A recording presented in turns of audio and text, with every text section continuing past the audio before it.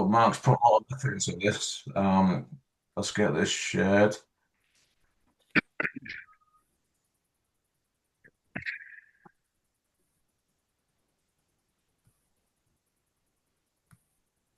Mark, floor is yours. Thanks, Dave. Good morning, everybody. What I'm going to do this morning is I'm going to tell you a bit about the business that I'm involved in, Mad Business. But I'm also hopefully going to give you some interesting background about how teams work and things that you can take away that may be useful to you, both in business environment, but also in family and in private circumstances. So just before we dive into that, so I wear two main hats: Go International, which helps businesses to expand internationally, and Mad Business. And I call it business madness. So just over the next just under 20 minutes, my objective is not only for you to understand what we do and why it's proving for many teams, but as I say, also to take away some ideas for yourselves. Bear in mind that these principles are all about human connection, understanding, and interaction. And as I say, whether that's in business, the community, or in personal life. Hopefully it'll be enjoyable and stimulating, and hopefully informative as well. And I've got a couple of free invitations for you at the end, and hopefully we may have a little bit of time for some questions and discussion. So we go to the next slide, Dave. So hold on a second. Just reference my notes here properly. So a large majority of organizational development focuses on individual leaders and managers, or on the organization as a whole. A lot of it's top down, and generally it's non-consultative. It's really about tell rather than engage, ask, or listen. Our education systems teach children that success is achieved individually, not collectively, and that we have to compete with each other in a game with winners and losers. Whatever the intent, this breeds a survival of the fittest rather than a collaborative, collective problem-solving mentality. But the truth is that humans are cooperative animals. And like other species, we thrive and solve problems by working closely together. Relying on charismatic, powerful, or influential individuals is dangerous, yet we keep on doing it. Power doesn't equate to knowledge or wisdom or having the right answers or being better at problem solving than others.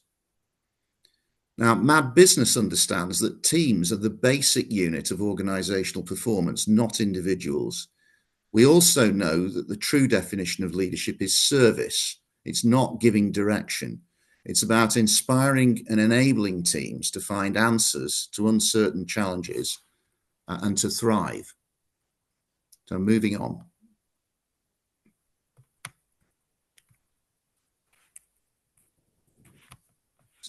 So just hold on a second. I need to get to my notes here. Proving a little tricky. So the widespread assumption, conscious or subconscious, that humans are fundamentally rational is naive and dangerous. It's also ridiculous if you stop to think about it.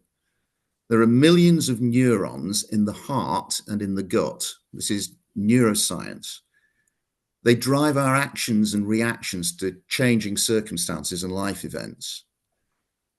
The limbic system, which is the home of our emotions, is millions of years older than the celebrated prefrontal cortex, which is between 200 and 300,000 years old, and therefore you might think of it as being an infant in the incubator. Knowing all of this helps explain why, again, neuroscientifically, it's proven that our emotions are 5 times stronger than human reasoning. And it's also essential to understand that 70% of our thinking is negative and repetitive, because in the whole body brain, our thoughts are driven by our gut and therefore by our instinctive awareness of potential threats, whether they're physical, social, or emotional. And when we feel threatened, adrenaline and cortisol floods through our bodies, and the blood drains from the prefrontal cortex into the limbs, ready for fight or flight. Our ability to think rationally temporarily diminishes or disappears. So we move to the next slide. So about 12, 13 years ago, Google set out to try and understand what were the characteristics of high-performing teams. They looked at about 180 teams in sales and product engineering. Bear in mind, of course, that Google could afford to hire all of the best talent globally. And what they were finding was that there were massive variations in team performance. The high-performing teams did far, far better than the low-performing teams. And they couldn't find any clear explanation from doing exhaustive data analysis of all the different parameters. They looked at everything, skill set, level of qualification, where people came from, etc., etc. They just exhausted all of the different elements. And eventually, they started looking at how the teams interacted with one another, the members of the teams. And what they began to find was that in the high-performing teams, there was a seemingly effortless flow of effective, open, trusting, respectful communication, whereas in the stuck or mediocre teams, communication was limited, untrusting, and often disrespectful. And what they discovered was a principle which has also been discovered elsewhere and is discussed by various other researchers, which is the principle of psychological safety. Some people might have heard of Amy Edmondson at Harvard, who's done a lot of work around this. And there's a guy called Dr. Tim Clark, who has written a book called The 4 Stages of Psychological Safety. And very, very briefly, what those are number 1 is inclusion safety. So people have a right to be included as long as they don't present a threat. Learner safety, which means people feeling able to learn by trial and error, by making mistakes, by coming up with ideas that people might otherwise ridicule and not being ridiculed. Contributor safety, the feeling of being able to make a contribution in any situation, that it will be listened to and accepted and weighed up. And finally, the most difficult is challenger safety, which is the ability, that the feeling that one can bring out when things are not right, when maybe the way things are being done, how something is being led is not working, and that in the interests of everybody, that can be brought out. So psychological safety is the foundation, and then there are other elements of high-performing teams, but you have to get that in place first. So we move on to the next slide, Dave. So why do teams underperform? Well, the reality is that because we don't pay active attention to how teams perform, there are all sorts of very obvious and stupid and unnecessary things going on that can fairly easily be tackled and improved. And so the first thing to do is to make them visible. So they can be things like an unnecessary or inappropriate reaction to perceived or actual time pressure or peer pressure or management pressure. It can be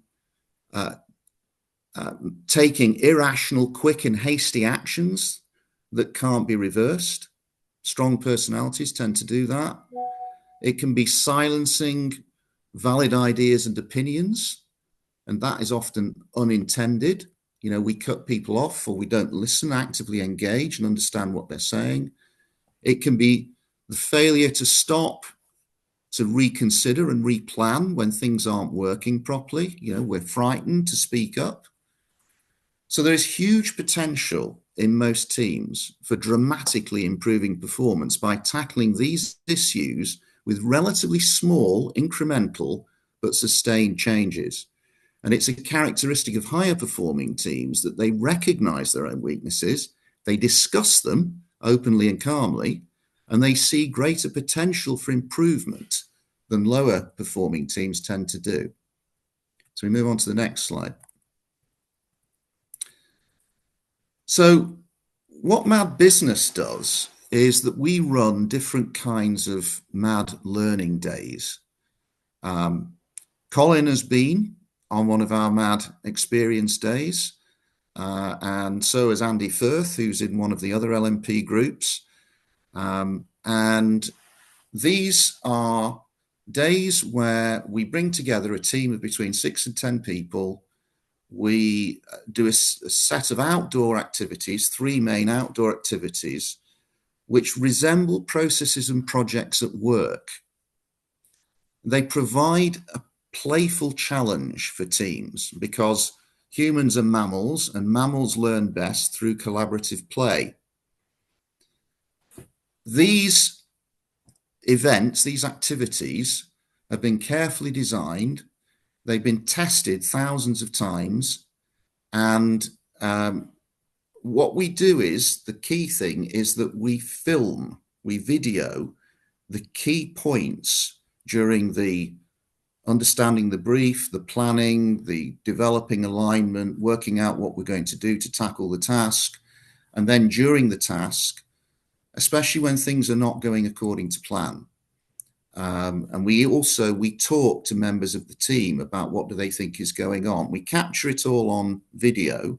And by the way, you don't notice the video because it's a little handheld video camera, and people forget all about it. And then what we do is, so the activities take place in the first half of the day. We have lunch, and then in the afternoon, we go through the video. And that's where the real learning occurs. Next slide, please, Dave. We're nearly there now. So one of the things that happens is that when people sit and go through the video, quite remarkable things can occur, and also during the events. So 1 or 2 examples. An HR director with a client that we're working with at the moment, a manufacturing company, he was interviewed whilst he was leading one of the exercises about what was going on and how it was going. And he said, I don't think it's going very well, but we need to keep going because we don't have any better solutions. And he realized later when we had the video and the feedback, and he said, this is a problem we have in the company where we're constantly saying, don't bring me problems, bring me solutions. And that is stopping us from addressing problems correctly, stopping when we know that there's something wrong, trusting our instincts. There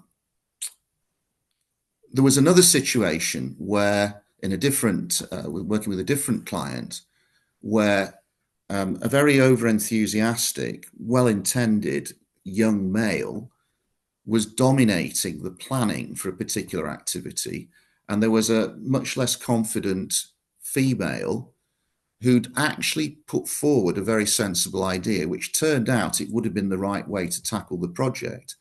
And the guy just carried on and ignored her. In the afternoon, when we showed the video, and we stopped the video, having played that point where that had happened, he turned to her in front of everybody and he said, I am so sorry. And she said, well, the problem is I've got imposter syndrome and I don't have enough confidence to be able to say, to stand up for ideas. And so I kind of caved too easily. That point was a massive point of learning for that team. So just move on to the last slide, Dave. So There are two things that I invite you to do.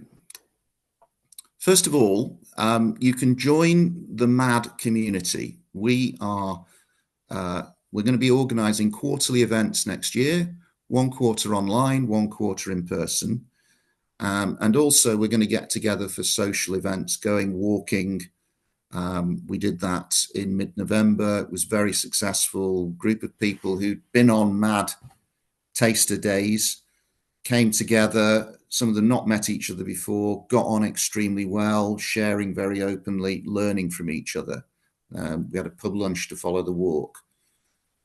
Or you can come to what I call a MAD taster day, a MAD experience day, like Colin has been to, which is a day, at the moment we usually do them in Leeds, and great fun and great learning, and you'll meet some great people. So, questions, discussion. I think we've got about 3 or 4 minutes left, Dave.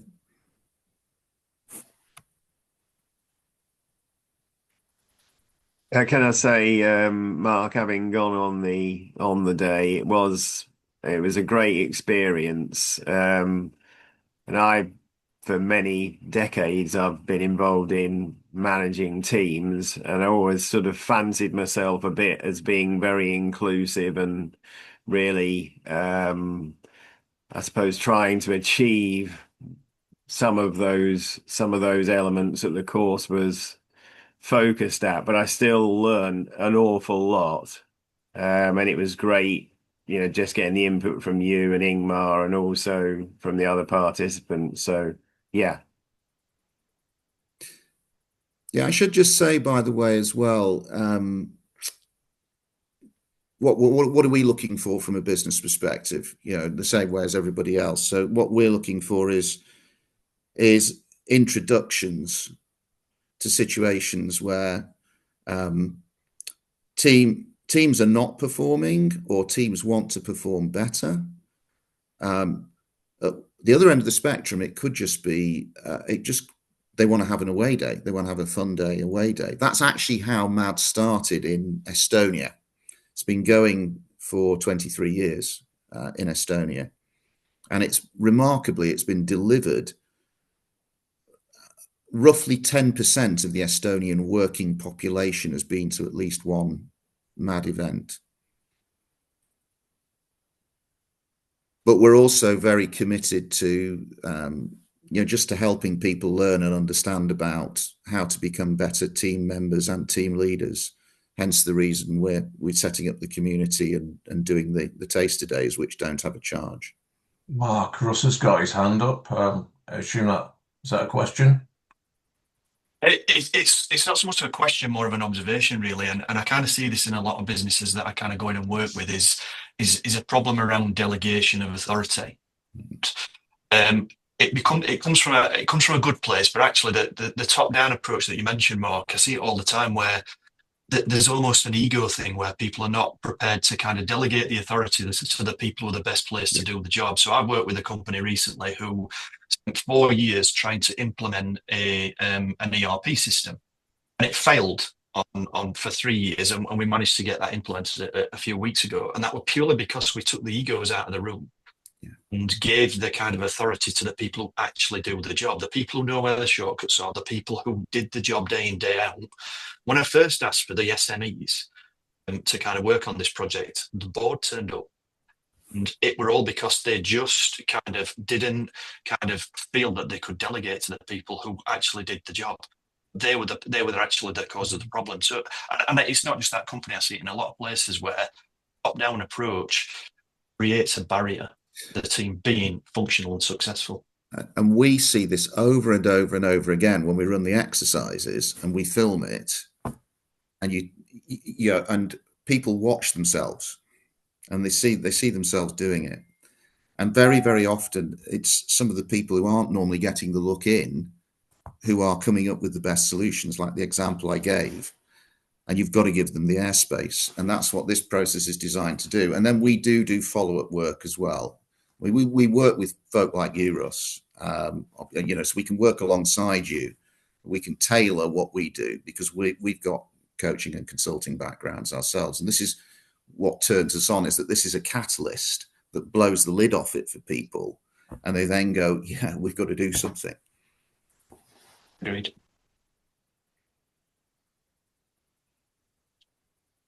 Any other questions?